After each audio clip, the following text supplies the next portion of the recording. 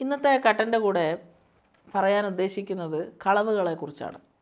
നമ്മൾ ചെറുപ്പം തൊട്ട് തന്നെ പഠിക്കുന്നത് ഒരിക്കലും കളവ് പറയാൻ പാടില്ല, കളവ് പറയുന്നത് മോശമാണ് എന്നൊക്കെ പറഞ്ഞ് നമ്മളെ കുട്ടികൾക്കാണെങ്കിലും പറഞ്ഞു കൊടുക്കും കളവ് പറയാനേ പാടില്ല എന്ന്. പക്ഷെ നമ്മൾ ശരിക്കും ഒരു ദിവസം ഒരു കളവും പറയുന്നില്ലേ?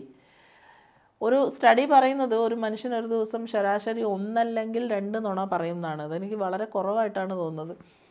പലരും പല സിറ്റുവേഷൻസിലും ആ ഒരു സിറ്റുവേഷൻ ഒന്ന് ലൈറ്റാക്കി എടുക്കാൻ വേണ്ടിയിട്ട്, അല്ലെങ്കിൽ മറ്റുള്ള ആളെ ഹേർട്ട് ചെയ്യാതിരിക്കാൻ വേണ്ടിയിട്ട് കളവ് പറയാറുണ്ട്. നമ്മൾ വൈറ്റ് ലൈസ് എന്ന് പറയുന്ന ഒരു കാറ്റഗറിയാണത്.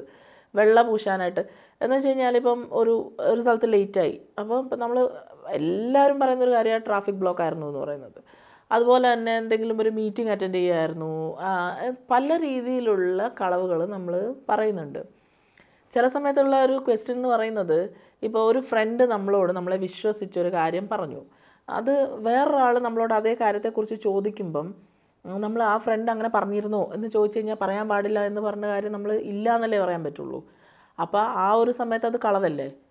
അങ്ങനെ പലതരത്തിലുള്ള കളവാണുള്ളത്. പിന്നെ ഒരു നുണ എന്ന് പറയുന്നത് ഒമിറ്റ് ചെയ്ത് പറയുക എന്നുള്ളത്. എന്ന് വെച്ചാൽ നമ്മൾ ആ ഒരു നടക്കുന്ന സിറ്റുവേഷൻ കംപ്ലീറ്റ് ആയിട്ട് പറയാണ്ട് അതിൽ ചില അറ്റവും മൂലമൊക്കെ പറഞ്ഞിട്ട് അതിൻ്റെ ഇടയ്ക്കുള്ള മെയിൻ കാര്യങ്ങളൊക്കെ അങ്ങ് മാറ്റിക്കളയും. അപ്പോൾ അതും നുണയാണ്.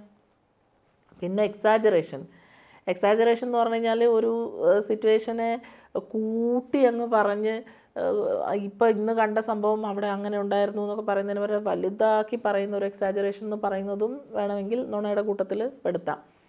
പിന്നെ കോപ്പി അടിക്കുന്നത്, ഒരാളുടെ ഐഡിയാസ് അതുപോലെ കട്ടെടുത്ത് വേറെ പറയുന്നത്, ഇതൊക്കെ ഒരു നുണയുടെ ഭാഗമായിട്ട് വേണമെങ്കിൽ കൂട്ടാം. പിന്നെ ഒരു മെൻ്റൽ ഹെൽത്ത് ഇഷ്യൂ തന്നെയുണ്ട്, ക്ലെപ്റ്റോമാനിയ എന്ന് പറഞ്ഞിട്ട്. ക്ലെപ്റ്റോമാനിയ ഉള്ള അസുഖമുള്ളവർക്ക് എന്തെങ്കിലും ഒരു സാധനം, അതിനൊരു ഫിനാൻഷ്യൽ വാല്യൂയോ അല്ലെങ്കിൽ തീരെ വിലയില്ലാത്തൊരു സാധനമായിരിക്കും, പക്ഷെ അത് കണ്ടു കഴിയുമ്പം അതെടുക്കണം, അതെങ്ങനെയെങ്കിലും ആരും കാണാതെ എടുക്കണം എന്നുള്ളൊരു ആൻസൈറ്റി, ഭയങ്കരമായ ഒരു പ്രഷറൊക്കെ ഫീൽ ചെയ്ത് ലാസ്റ്റ് അവർക്ക് ആ ഒരു സാധനം ആരും കാണാതെ മോഷ്ടിച്ച് കഴിയുമ്പം ഭയങ്കരമായ ഒരു സാറ്റിസ്ഫാക്ഷൻ കിട്ടും. അതൊരു അസുഖമാണ്, ട്രീറ്റ് ചെയ്യാൻ പറ്റുന്നത്. CS ചന്ദ്രികയുടെ ഒരു പുസ്തകത്തിലെ ഒരു സ്റ്റോറി ഉണ്ട്, ക്ലിപ്റ്റോമാനിയ എന്ന് പറഞ്ഞിട്ട്. അത് ഇതിൻ്റെ ഒരു ബേസിലുള്ളൊരു സ്റ്റോറിയാണ്. ചരിത്രപരമായിട്ടും ഒരുപാട് നുണകൾ റെക്കോർഡ് ചെയ്യപ്പെട്ടിട്ടുണ്ട്. പല പല കാര്യങ്ങൾ ഫേക്കായിരുന്നു, ഹോക്സ് ആയിരുന്നു എന്നൊക്കെ പറഞ്ഞിട്ട് അത്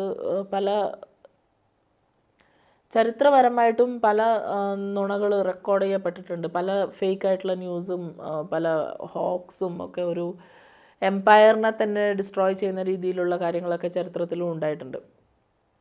പിന്നെ ഈ പണ്ട് കാലത്ത് കുറച്ച് നാൾ മുമ്പ് ഞാൻ പറഞ്ഞിട്ടുണ്ടായിരുന്നു ഒരു വെജിറ്റബിൾ ലാമ്പ് എന്ന് പറയുന്ന ഒരു കൺസെപ്റ്റ്. വെജിറ്റബിൾ ലാമ്പ് എന്ന് പറയുന്നത് ഏതോ ഒരാൾ ട്രാവൽ ചെയ്ത സമയത്ത് കണ്ടത് ഒരു ചെടിയിൽ ആട് കായ്ക്കുന്നു എന്ന് വെച്ചാൽ അവിടെ വളരുന്ന ചെടിയിൽ ആടാണ് വളരുന്നത്, ആടല്ല ഷീപ്പ്.